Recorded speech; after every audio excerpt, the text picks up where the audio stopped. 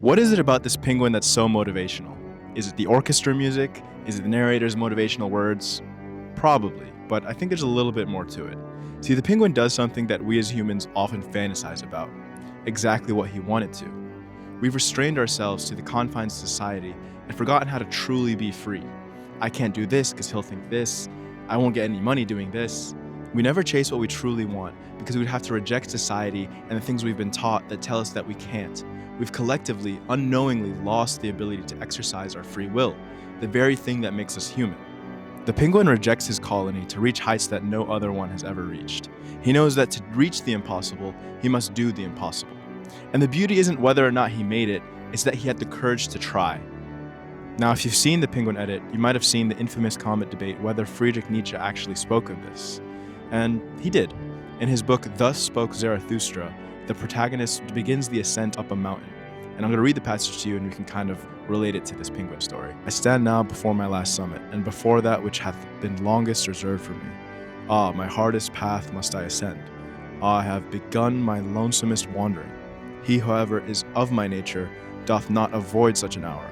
The hour that saith unto him, now only dost thou go the way to thy greatness. Summit and abyss, these are now comprised together. Nietzsche here highlights the isolation that he feels when he begins his ascent. See, this symbolizes the rejection of the pack that he was in order to reach his true calling. Once struck with that fear, Nietzsche states that the great man acknowledges the moment that the abyss and the summit become one and takes on that challenge.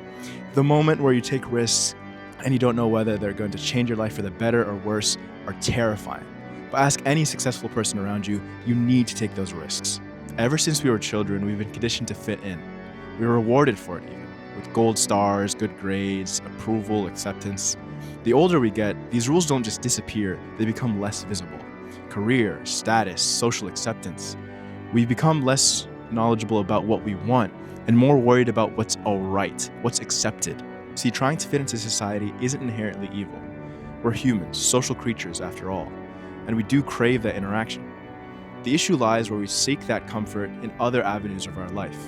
We become so infatuated with how we'll be perceived by others that we fear judgment, we fear rejection, the very isolation that Nietzsche highlights in his book. Birds historically have been seen as symbols of freedom.